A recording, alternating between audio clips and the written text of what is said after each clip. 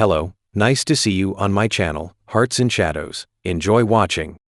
My name is Kevin. 12 years of marriage doesn't end in one blow. It's a slow leak, and I didn't notice how fast we were sinking until the ship hit the bottom. On the day I got my divorce letter, I was at work when the receptionist called me. I honestly thought it was a surprise package from someone. I didn't think much of it.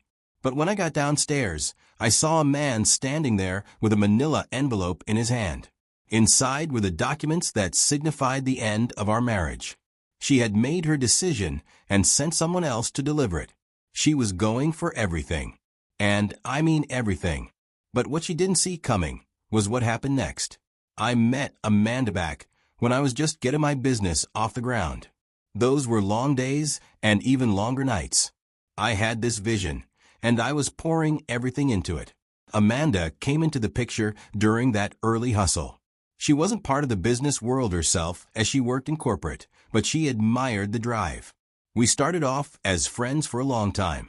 We talked during the few spare hours I had, usually late at night after I'd wrapped up work. I simply didn't have the time. But somehow, despite that, we began dating. Things moved quickly, and within a year, we were already talking about marriage. I told myself, when you know, you know. And back then, it felt like I knew she was the one for me. Marriage felt like the natural next step. Build a life, grow together, start a family.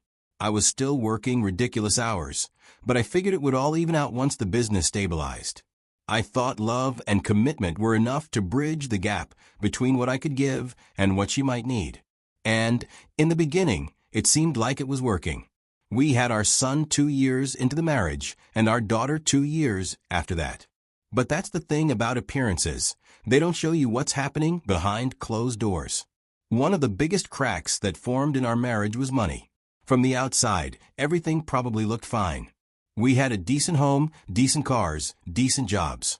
But behind closed doors, the way we saw money and what it was a silent war that never stopped. Amanda's idea of happiness was tied to spending. Fancy clothes, designer handbags, weekend spa treatments, high-end phones, the newest everything. If it was trending, she wanted it. And if her friends had it, she needed it. She believed that if you had the money, you should spend it. Otherwise, what's the point? And if you didn't have the money, there was always her favorite 4-letter word, credit. I'm not cheap, but I believe in being responsible. I've always thought, if you have a roof over your head, food in your fridge, and your kids are taken care of, that's what matters most. I run a private business, and while I make good money, it's not money that rains down every day. It comes with stress, unpredictability, and months where cash flow dips. So I plan, save, and think ahead. We had a setup that worked, on paper. I covered the big stuff, rent, school fees, groceries, maintenance, you name it. Amanda, with her income, handled some of the smaller household bills. And, at first, I had no problem with that. But as time went on, it started to feel like the more I earned, the more she demanded. She would say, I need this, or why can't you just buy this? And if I hesitated, she would give me a cold shoulder, throw tantrums at every given opportunity, and have mood swings for days, sometimes weeks. It was like living with someone who measured love by receipts and shopping bags. Eventually, I stopped telling her how much I made. I didn't do it out of secrecy. I did it out of survival. Because every time I was honest and shared that I had a good month or landed a big client, the very next breath from her would be, so when are we getting to do this? Or let's upgrade the car. Or I saw this thing I really want. And if I said no because we needed to hold off or focus on priorities, suddenly I was stingy. I didn't care about her happiness. I wasn't supportive. I was hiding things. I became the bad guy in my own house. I couldn't deal with the emotional blackmail that followed every financial conversation. She said I lacked transparency. But the truth is, being transparent with her never felt safe. She'd take the information and twist it into pressure. It reached a point where I'd rather stay quiet than deal with the drama that came from just being honest.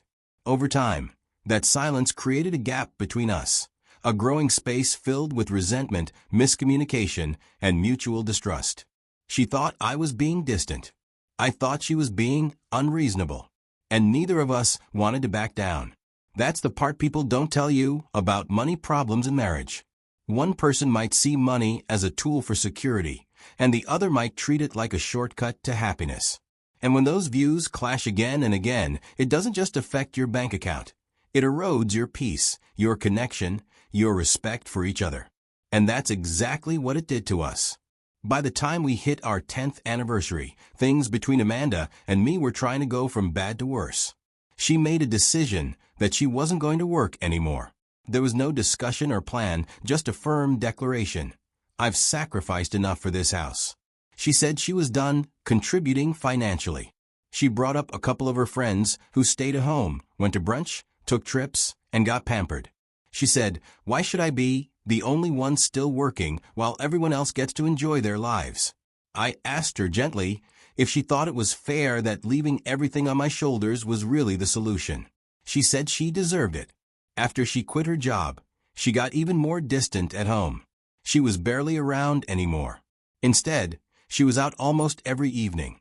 There was always some event or gathering or girls' thing that just couldn't be missed. Hair done, nails perfect, dressed like she was on a red carpet. And when she did come home, it was like the house bored her. The part that stung the most was that I could feel her checking out. Not just from me, but from our kids. From the family we built. And every time I tried to talk about it, she'd either get defensive or say I was trying to control her. I just didn't recognize the person I married anymore. I wish I could tell you things got better after the early signs. But no, things got worse. There was one fight that really shifted everything for me, made me sit back and say this marriage might actually be breaking, and I might not be able to fix it. One Thursday evening, during dinner, Amanda looked up casually, like she was asking me to pass the salt, and said, "Since I quit my job for this family, I think it's only fair that you pay me what I was making.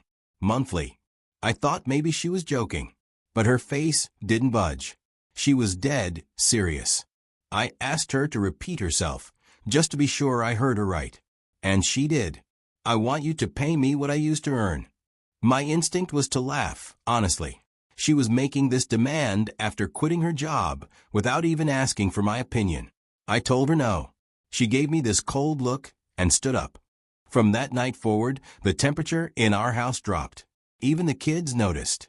My daughter asked me one morning, "Daddy, why doesn't Mommy say goodnight to you anymore?" I didn't know what to say. I just smiled and said, "She's probably tired, baby." But I knew that wasn't it. It got worse. The kids would come up to me after school or when I tucked them in and say things like, "Mom said you're selfish," or "Mom told Andy you don't take care of us." I'd swallow hard and give them a pat on the head, trying to cover things. Amanda began going out more frequently, sometimes the whole evening. I'd come home, and the nanny would be there with the kids, clueless about the whereabouts of my wife. One night, I waited up for her.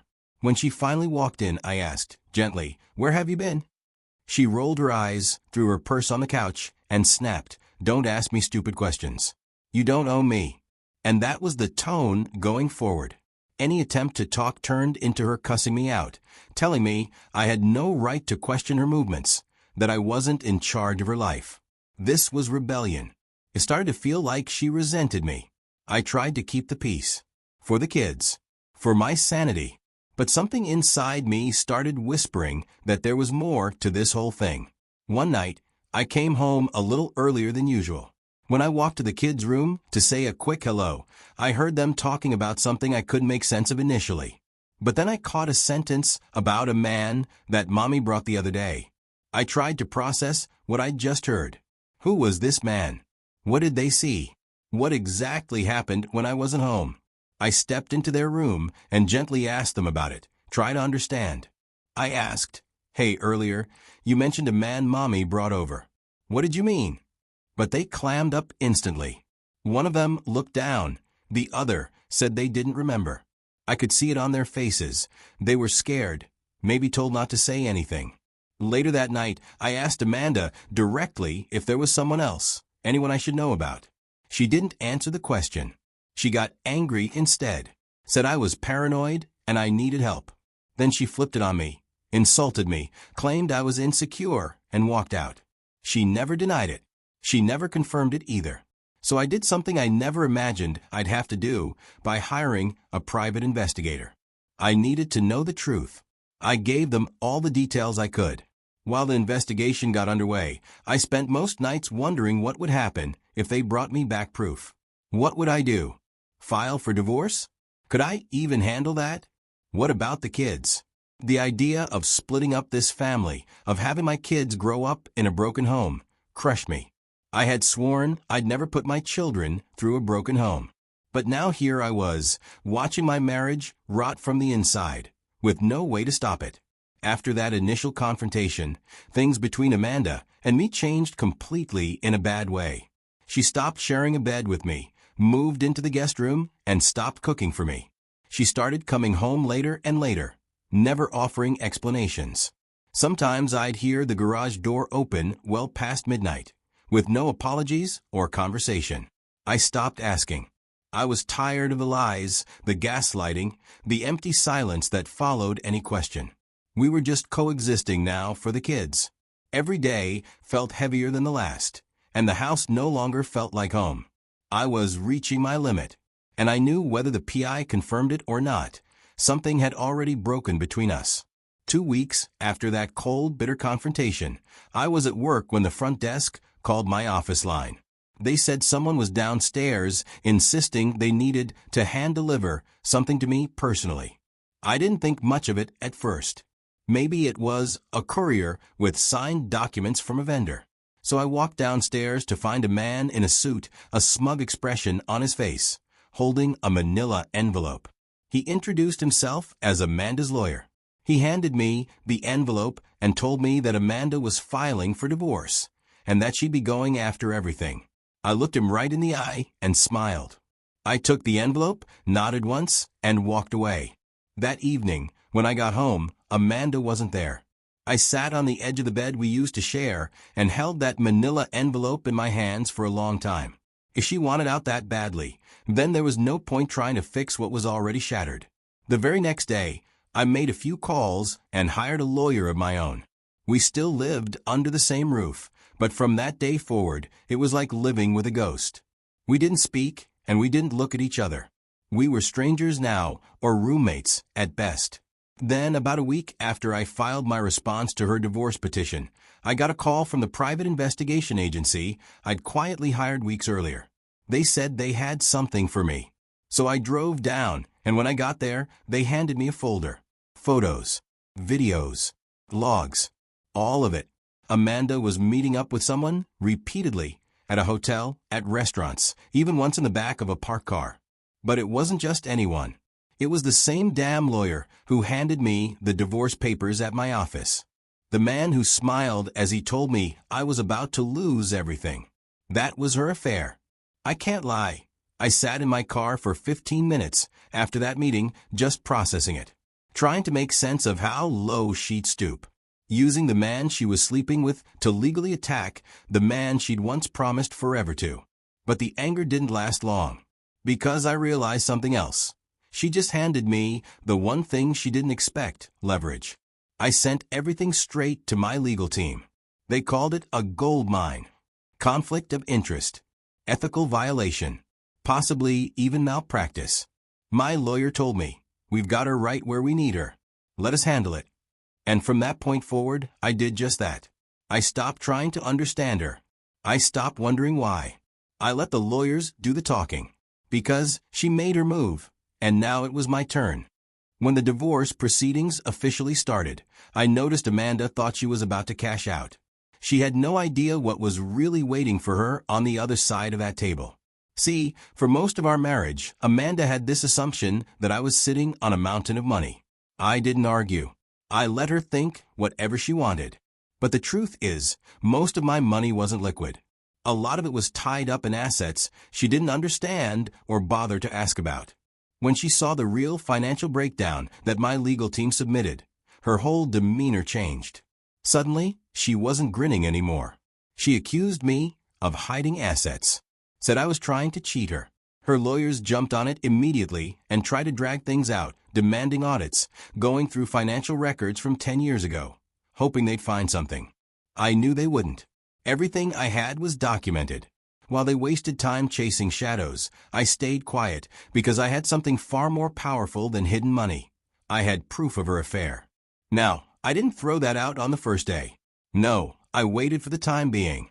I made it clear to the court that Amanda had been unfaithful, that she'd started the divorce process before I could confront her, likely to get ahead of it. I knew who she was sleeping with, but I saved that bomb for the custody hearings, where it would matter most. The custody battle was brutal. Amanda painted herself as this perfect, stable parent and tried to act like I was some cold, distant figure. But when it came time to put everything on the table, my lawyer brought out evidence, all pointing to one thing: Amanda and her lawyer were in a romantic relationship, even while he was supposed to be representing her interests in court. That changed everything. Her lawyer tried to spin it, claimed they were together, before he ever took her on as a client. I could tell the judge didn't buy it, not even for a second. Because even if it was true, it didn't make it better. It made it worse. That meant he was already emotionally invested, already biased, before he ever stood in front of the judge to argue on her behalf. It wasn't just unprofessional, it was unethical. Conflict of interest. Clear violation of legal boundaries. The kind that gets a lawyer investigated by the State Bar. The judge didn't take it lightly. You could see the shift in the room. Amanda's team went from aggressive to scrambling. Her lawyer's face said it all, like he realized too late how badly he'd miscalculated. His own reputation was on the line now, and Amanda was stunned, like she just realized this thing wasn't going the way she planned. Her power play had backfired. That moment flipped the entire case. Because now, she wasn't the wronged wife anymore. She was the woman having an affair with the man hired to fight for her. And he wasn't a fierce advocate anymore. He was a man who had crossed a line and exposed her case to collapse. When the court officially acknowledged the inappropriate relationship between Amanda and her lawyer, it shifted everything. They didn't expect it to go that far. You could tell by how fast things changed on their end. Suddenly, Amanda was trying to reach me directly, calling my phone constantly. I didn't answer. Whatever she had to say, she could say it through the proper channels. Her lawyer also reached out to my legal team, trying to push for an out-of-court settlement. I think they both realized that if this kept playing out in front of a judge, their reputations weren't just going to take a hit, they were going to get dragged through the dirt. At that point, I had nothing to prove. I told my attorney, handle it. Whatever protects my kids, my peace, and what I've worked for. The negotiations went on for a while, but in the end, we reached a settlement. The marriage was officially dissolved. I kept most of my assets. Amanda walked away with the legal minimum based on how long we'd been married. It wasn't what she was expecting, I'm sure. She probably thought she'd walk out of the marriage with a golden parachute, but that never came. Actions have consequences. The one thing I refused to compromise on was my relationship with my children. And thankfully, I didn't have to. I secured full access with no restrictions. That was non-negotiable for me. I made it clear from day one, I may be done with Amanda, but I am not done being a father. That part of my life remains unchanged. After everything was signed and finalized, Amanda moved out. In the weeks that followed, I had time to sit with everything. On paper, it looks like I won. I kept what mattered by keeping my kids close. But deep down, it didn't feel like a win. No man walks into marriage thinking it'll end like this. I didn't marry Amanda to fight her in court. I loved her. I would have stayed and worked through anything, except this. Her betrayal, and the way she went about it, left a wound. One that won't heal just because I got a favorable outcome. As for her lawyer, I don't know what's going to happen to him professionally. There are rules in this business, lines you're not supposed to cross, and he stepped way over them. If another attorney or ethics board decides to dig into his past, that's up to them. I won't be the one pushing it. Like I told my lawyer, I'm not interested in burying a man already standing in the hole he dug himself.